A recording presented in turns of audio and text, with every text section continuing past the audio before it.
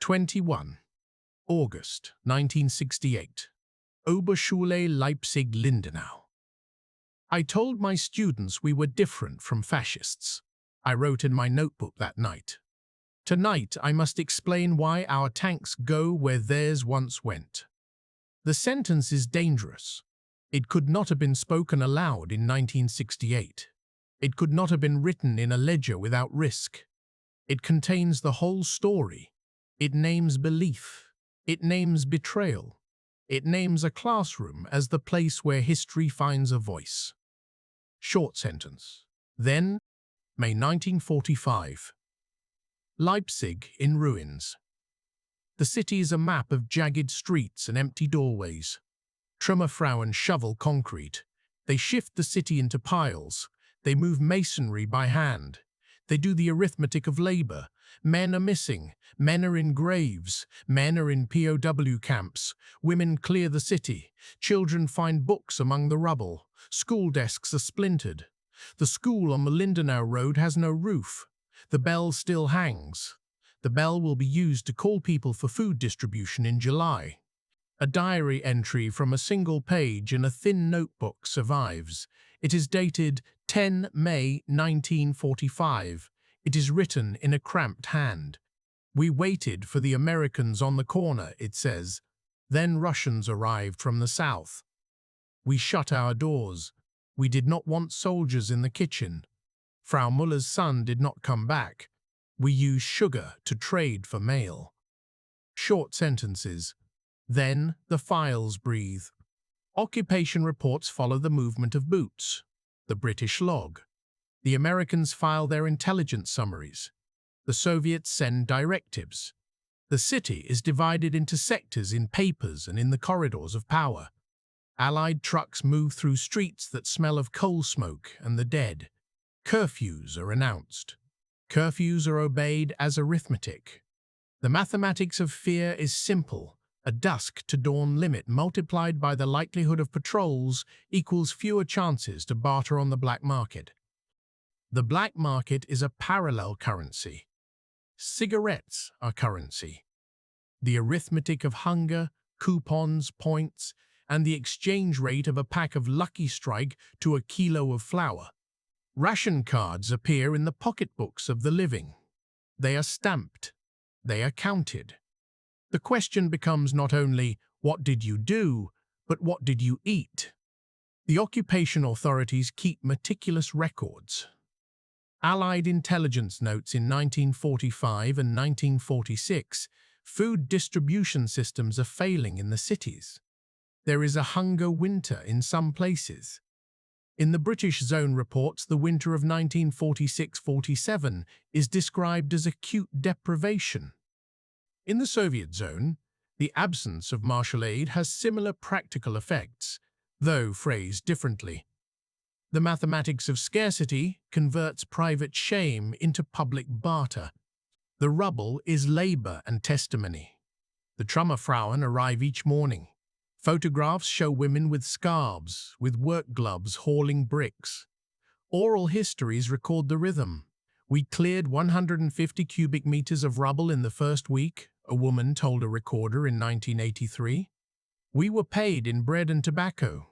The arithmetic of rebuilding is measured in hands per brick. It is also measured in the uncounted labor of those who will not be commemorated in the future. The files note the city engineer's request for skilled masons in July 1945. There are not enough. Former local officials with NSDAP membership are often the only people who know how to rebuild drainage. The occupation authorities must decide between purging and practical necessity. The decision is arithmetic. Denazification arrives as paperwork. The Fragebogen zur Entnazifizierung circulates in many towns. Men and women answer questions about party membership, offices held, activities and statements made. In the western zones, the Spushkammer courts convene. Their categories become a taxonomy of responsibility: Hauptschuldig, belastet, Minderbelastet, Mitlaufer, Entlastet. In the American files, a test case is preserved.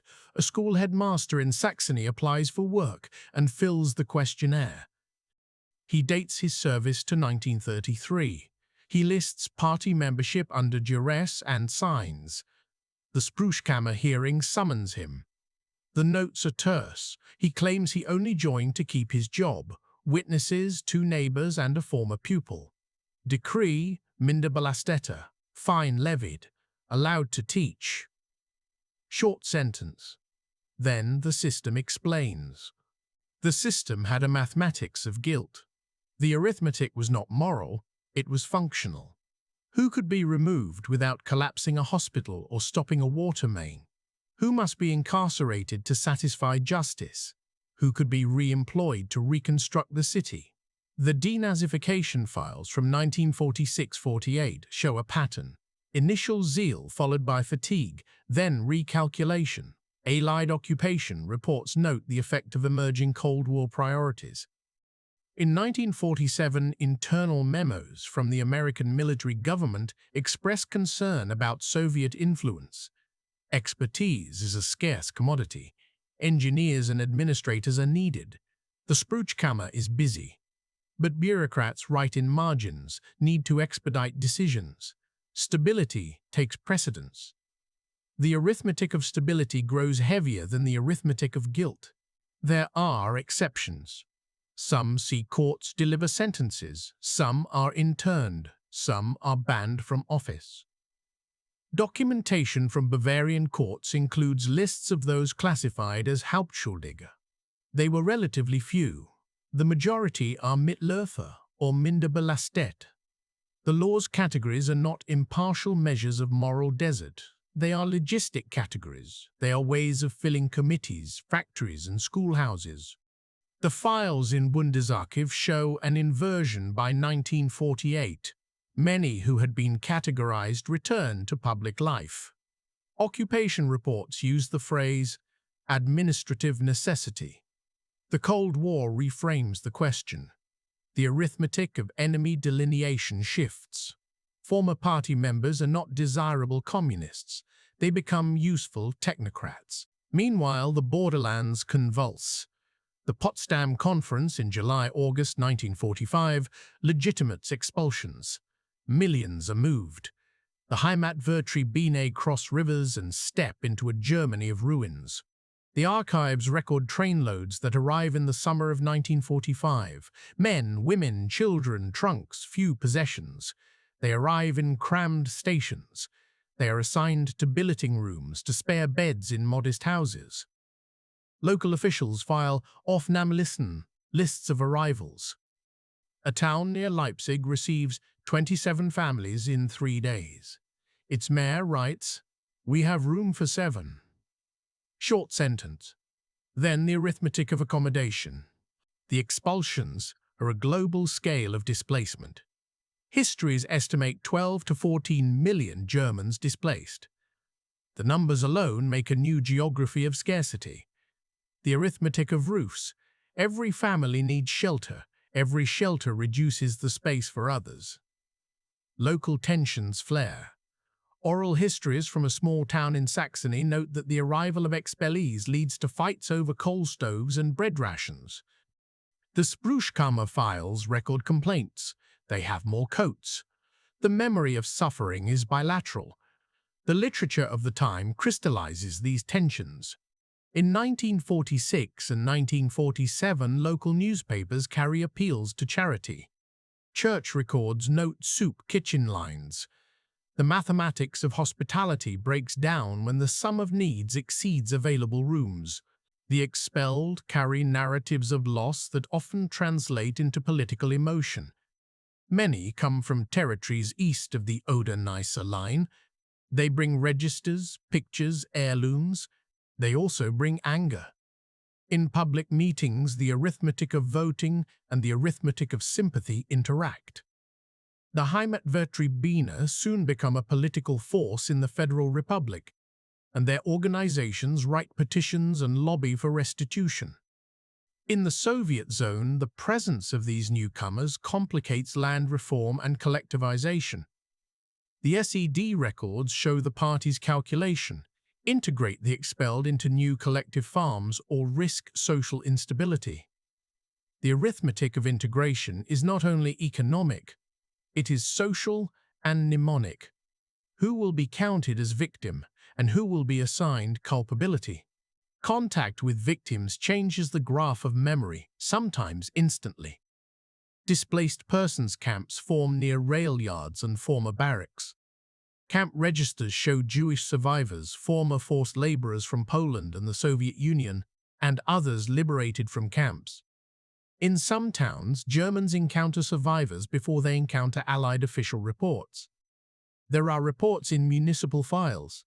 A DP camp is established at the former barracks outside town. There are 1,300 residents. The camp requests medical aid. Some residents bring blankets, some do not. The mathematics of proximity is simple. Coexistence forces recognition. The first moments of recognition are small and sharp. A teacher in Leipzig writes in a notebook in 1946, "The men from the camp walked past my classroom. Their heads were shaved. They stared. The children asked why." Short sentence. Then it expands into the archive. Oral histories record scenes in which German children bring bread to the gates. Other testimonies record scenes of denial. A municipal report to the occupation authorities notes complaints of provocation when local Germans see parades of DPs. The arithmetic of shame enters social life. Some Germans recall forced laborers building the factories they now walk past. Others avoid contact. The denazification files show patterns of self-exculpation. "I only followed orders," many write. The Spruchkammer outcomes often reflect this rhetoric. There are decisive moments that force confrontation. Allied intelligence summaries from 1945 to 46 include witness statements collected from former concentration camp sites. "The village near the factory claims innocence," reads a memo. However, the SS and camp personnel were recruited from nearby households. Such documents circulated among occupation authorities. The arithmetic of responsibility was tested in public trials, Nuremberg, Dachau's trials, and many smaller proceedings. The legal files are enormous. They list names, dates, places. In many towns, the judge is a man with decades of civil service. He is asked to sit in judgment of neighbors. The Spruchkammer is a judicial instrument. It is not a truth machine. Its verdicts are conditioned by evidence, witnesses, and, importantly, the need to rebuild an administrative class. The Cold War accelerates forgetting and focuses attention elsewhere. In the Western zones, the Marshall Plan arrives in 1948. The currency reform of June 1948 resets economic life. The arithmetic of growth is visible in factories that restart, in coal deliveries, in the mechanization of agriculture. The phrase "Wirtschaftswunder" appears in press reports of the 1950s. The mathematics of production becomes the national triumph. New machines arrive. The smell of new oil fills work.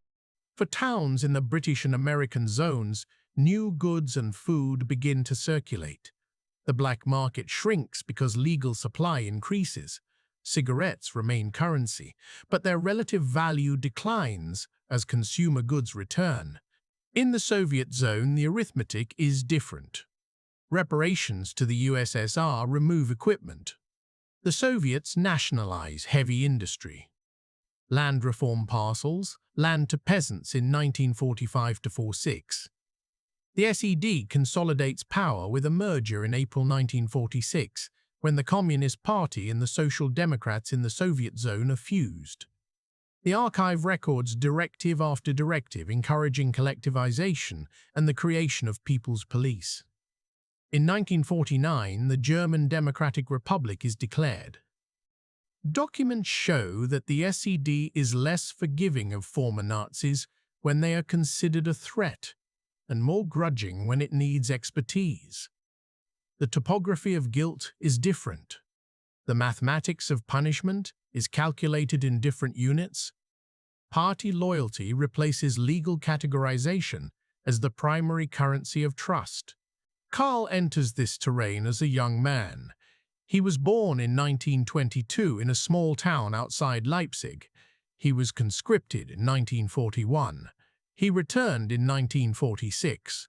He is 30 in 1952. He studies education in a hastily reconstituted teacher training college. He signs forms. He is required to declare his past. He fills the Fragebogen. He writes that he joined the Hitler Youth at the age of 14, as most boys did, that he served as a squad leader briefly and then on the Eastern Front where he was wounded. The denazification file notes, Mittelhofer, he is permitted to teach. His name appears on a school roster in 1949. Short sentence. Then an employment file. Then an SED membership card in 1953. He joins the party in 1955, believing that socialism might be different this time.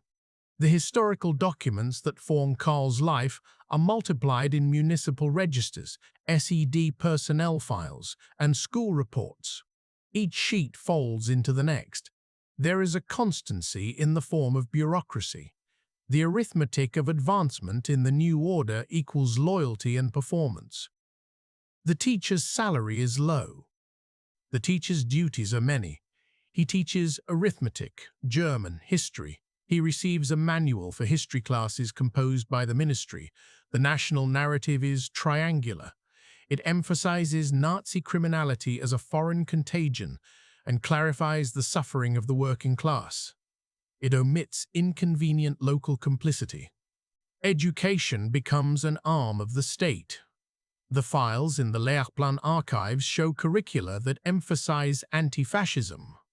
Students are taught that socialism is the cure to the disease of Nazism.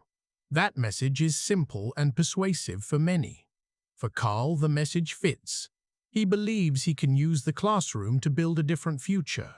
He believes in pedagogy. He believes in pedagogy. He believes in textbooks that explain exploitation. He is also practical. His job gives him status, food rations, and a place to live. The arithmetic of survival weighs in. Public commemorations take shape in the 1950s. Ceremonies mark the liberation of the camps.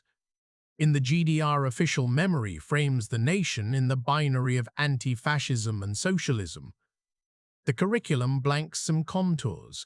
The expulsions of Germans receive mention as suffering. The Holocaust is framed as a crime committed by fascists who were enemies of the working class. Archives show resolutions passed in local councils praising the anti-fascist heroes. The mathematics of remembrance is not symmetrical. Some pains are rehearsed, others are muted. Karl's students ask questions. They ask about the camps. They ask about the neighbors who disappeared. He answers with texts he has been given. He reads from the official history. He reads of German workers who were led astray by lies. He tells them that the GDR is a new home. He believes it. He organizes youth groups. He attends party educational sessions. He sits through lectures on historical materialism. He studies the history of class struggle. He signs petitions. He writes letters praising local factories that have been nationalized. He reads the SED newspaper that arrives each morning in the staff room. Meanwhile, West German newspapers run stories of recovery. The Marshall Plan shipments appear in docks and warehouses. The arithmetic of imports shows in the statistics. Tons of steel, tractors, factory parts. Engineers arrive from Britain and America for consultancies. The Federal Republic's economic graph starts to climb in the early 1950s. Families in the West buy bicycles and later televisions. The left-right map of Germany acquires a visible difference. The border hardens, then hardens again. People on both sides of the line make choices that are pragmatic. Teachers like Karl in the East keep their students within a different narrative. The arithmetic of ideological formation is taught with posters and with songs. The Cold War reframes everyday arithmetic. The occupation is formalized into Cold War blocks. Berlin becomes a focal point. The Berlin blockade, 1948-49, is cited in schoolbooks in both states as proof of enemy intentions. The backbone of political calculation moves from denazification to anti-American or anti-Soviet rhetoric, depending on the state.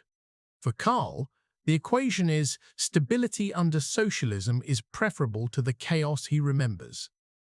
He therefore invests his faith into a project that promises solidarity, housing, and state-supplied goods. He also notices the discrepancies. Shortages persist in the shops, consumer goods are scarce, men in the GDR queue for sugar. The mathematics of patience becomes part of civic life. The files in the State Security Stasi archives are precise in their language. They show how the apparatus monitored schools for subversive elements. There are reports from 1958. A teacher at a school is reported for pessimistic remarks about the party. The Stasi file notes the operative's surveillance schedule. It lists neighbors and colleagues. The arithmetic of suspicion is multiplication. One rumor times two testimonies equals a file. The state's calculation of stability depends on monitoring discrepancies in the consensual narrative. The school is a small theater where loyalty is rehearsed and tested. Karl becomes adept at managing his public and private faces. The mathematics of silence is a kind of ledger. He writes in private notebooks about his doubts. He keeps them hidden in a drawer. He writes sparse sentences. October 1956. Budapest. I read telegrams. I did not speak. Short sentence. Then, the archive. The Hungarian Revolution of 1956 is a tremor beneath the GDR's skin. Party directives note class enemies and Western propaganda. The SED insists on firmness. Karl notes these moments in his margin. He votes in meetings to support party policy. He writes notes to colleagues urging caution. He hopes education will be a means to lead minds away from the contradictions he sees: exile of elites, shortages of goods, a party that punishes deviants. His faith in the socialist project becomes the arithmetic of compromise. Tolerate infractions at the cost of keeping a classroom. In the mid-1960s, a new generation grows up. It has never known the pre-1945 order. It learns history in a different register. In 1968, student movements erupt in Paris, Rome, the United States. In Karl's staff room, posters from the ministry praise East German youth. The SED works to control the narrative. Then, August 1968. The television enters classrooms. By the late 1960s, a black-and-white set sits in the back of Karl's room.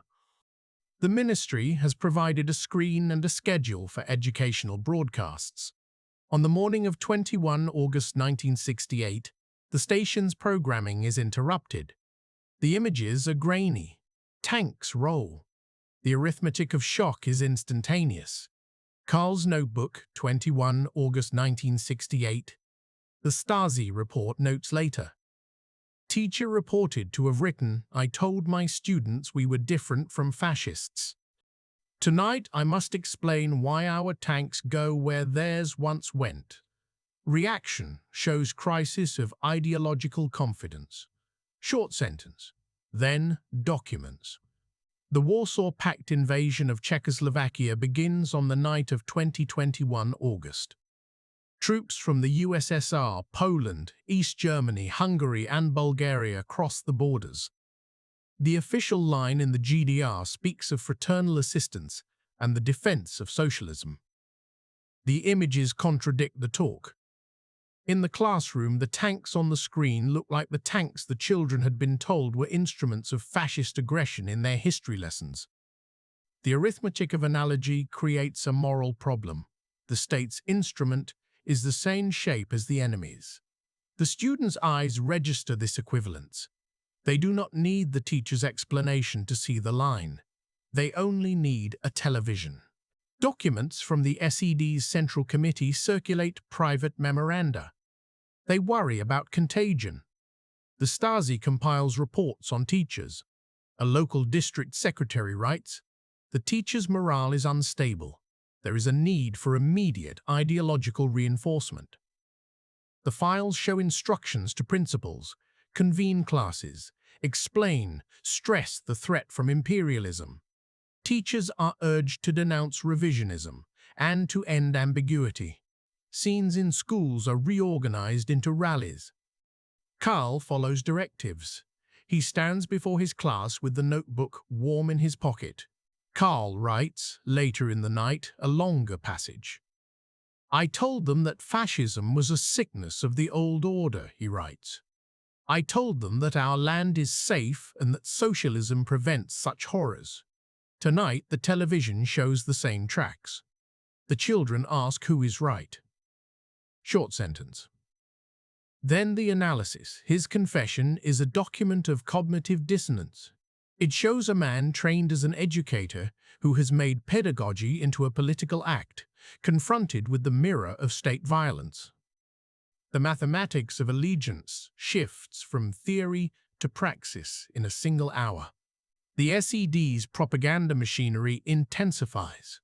Party newspapers publish editorials invoking unity and the necessity of quashing counter-revolution. Stasi files mark teachers who express doubts as problematic elements. Some are removed from teaching rosters. In the immediate aftermath, the state runs seminars in the district hall. Attendance is taken. The arithmetic of demonstration is counted in signatures and applause. The school re-edifies its syllabi. The ministry circulates a new pamphlet on the duty of the teacher to the party. Its language is blunt. The file in the Kreis archives notes that the pamphlet was distributed to every teacher on August 24th. Karl stands inside this pressure. He believes still in the need to cultivate critical minds in the classroom. But he has also learned the calculus of survival. He knows colleagues who have been denounced for a single sentence. He remembers Spruchkammer hearings that once decided whether a man could teach. He remembers how quickly a system can turn grammar into indictment. He writes that night, "What we teach about the past is what we live in the present." Short sentence. Then the archival voice. Teachers who keep silent are not necessarily cowards. They are people with pensions, with families, with histories of compliance and resistance that make any simple moral categorization impossible. The archive gives us many voices. There is the interrogation report from 1952 of a young woman who refused to join the FDJ and was dismissed. She later returned to the state education ministry. There are letters from former pupils who emigrated to the West asking for their school records. There are records of expulsions from party membership for hostile activity around the time of Prague. There are league brochures that show the SED's version of events. The tone of the bureaucratic papers is precise: dates, times, signatures. The arithmetic of policing left no room for anecdote. The mathematics of shame returns in small moments. In October 1968, a leaflet appears in the staff room. It is unsigned. It asks whether the party can occupy another country to save socialism. A notation in the file reads, "Anonymous, investigate." The Stasi opens an Akte. They call in the staff. Several teachers confess to having doubts. One writes a note, "We cannot defeat the West by becoming what we begrudged." The staff meeting minutes show tense faces. The arithmetic of conscience is private. Karl considers leaving. He has a passport application he never filled. He travels rarely. He has family to care for. The arithmetic of exile is prohibitive. To leave is to abandon elder parents, to forfeit tenure, to cross a border that will be closed with bureaucracy and suspicion. He stays. He writes instead. He writes instead. He writes elegies for the classroom and for his own illusions. He keeps a careful record of what he says in the staff room and what he writes at night. These entries turn into a file. They will be found in later decades among the scattered notebooks that survived. There is no single revolutionary conversion in Karl. There is a steady erosion. He is not the only one. The Stasi papers reveal that in 1969 many educators reported dizziness at the news.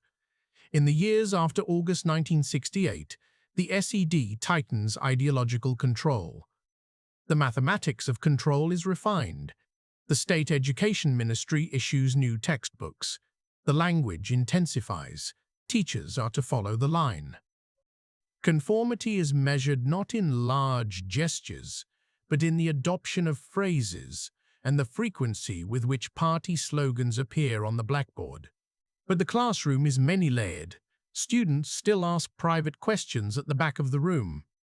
A boy who grew up in an expellee family asks a cautious question about the 1945 expulsions. A girl with a father who had been a forced laborer brings a drawing of a barbed wire fence. The teacher answers with a practiced historical framework. He mentions fascism and bourgeois rulers. He mentions imperialism. He omits the awkward facts that might implicate local men.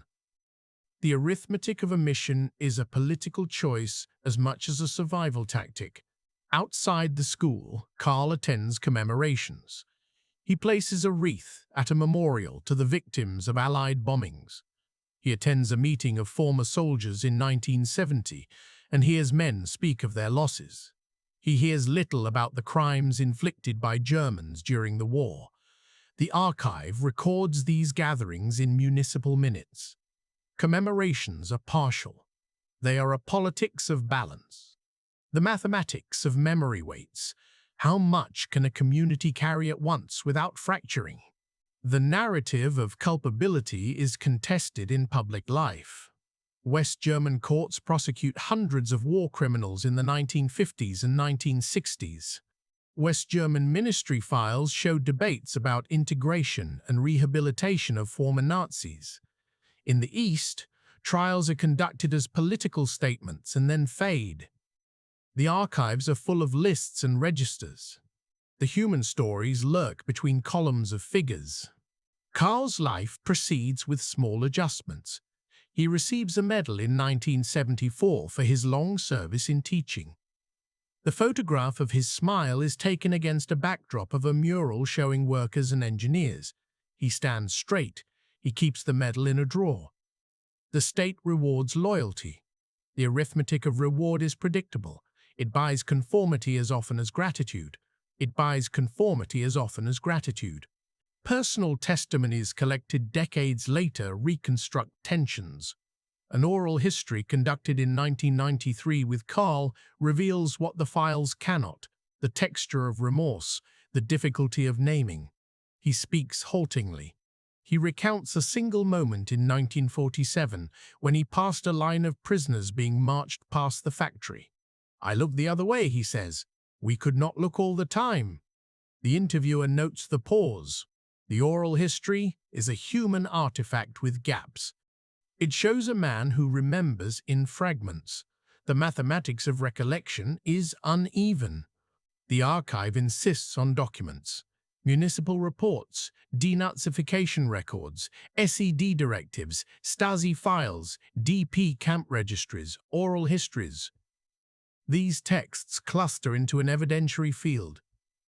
They produce the narrative of a civilian life that is complex and compromised. The files show choices. They show arithmetic. In the national historiography, the post-war decades are often split into binaries: victims versus perpetrators, resistors versus collaborators, war versus peace. The documentary voice resists such binaries. It points the lens at systems. The mathematics of reconstruction, of guilt, of pushing forward, of forgetting, and of remembering reveals decisions made within constraints. Some decisions are moral, many are logistical.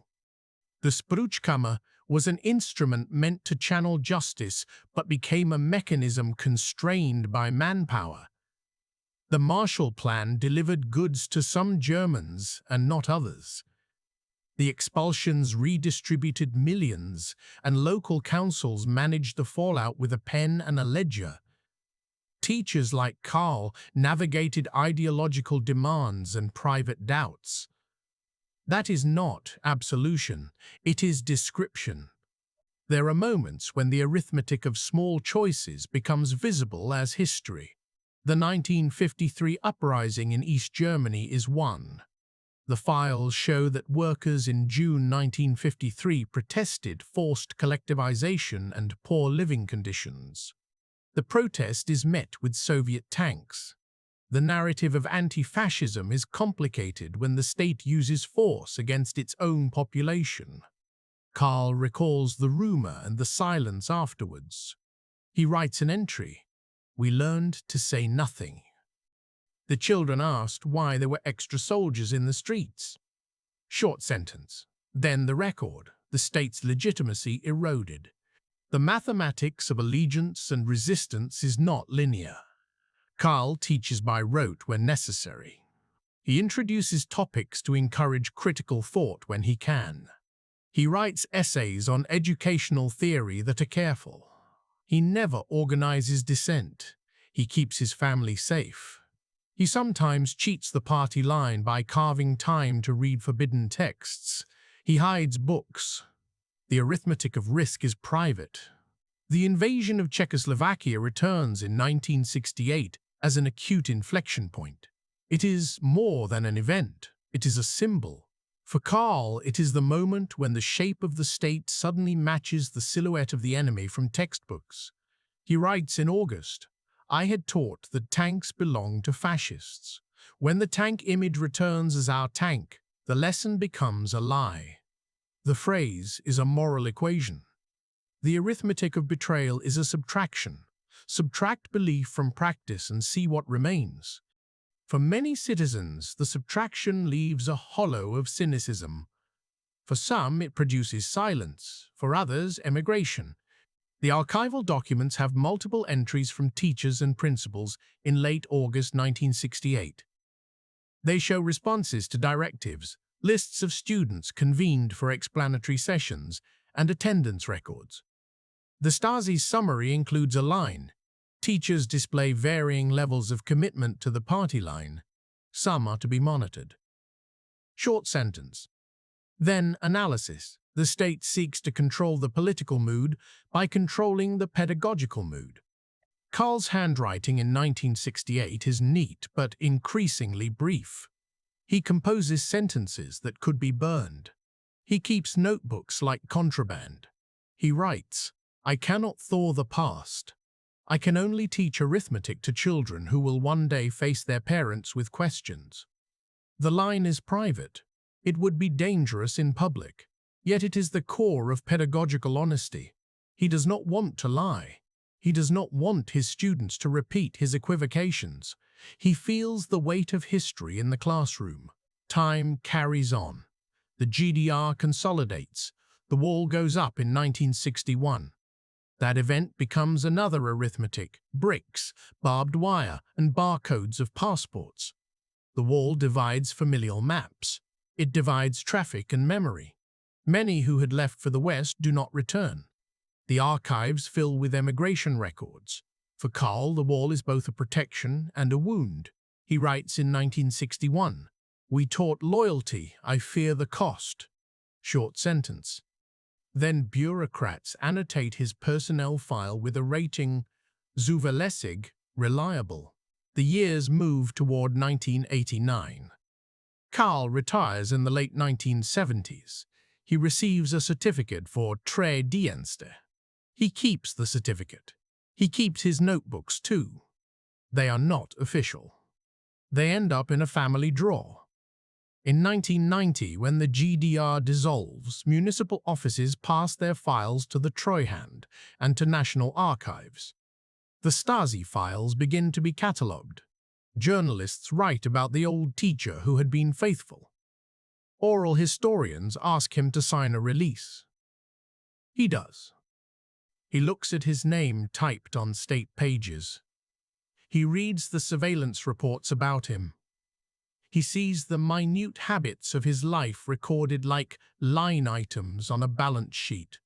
He is surprised by the rawness. In one file, the Stasi operative notes a seemingly small observation. Must be noted, teacher shows moments of doubt regarding party line. It appears with no commentary. The arithmetic of surveillance seems to have been indiscriminate. The comment is a footnote in a state ledger. The ledger is now public. In his later notebooks, Karl writes in a different style. He writes with pity. He writes about the Trümmerfrauen and his wife's hands. He writes names of neighbors who never returned. He lists files he has seen in the Bundesarchiv and in the newly opened Stasi archives. He writes dates. He references specific documents. See Kreisleitung file, 1968, 08233. See Spruchkammer file, 1947, A03. See Spruchkammer file, 1947, A03. He annotates the margins with clerks' names. He writes about the expulsions and the DP camps. He writes about a woman who brought her child to his class. He writes about a man who had been a forced laborer in 1945 and who later worked in the same factory where Karl's brother did. He attempts to balance his own culpability with collective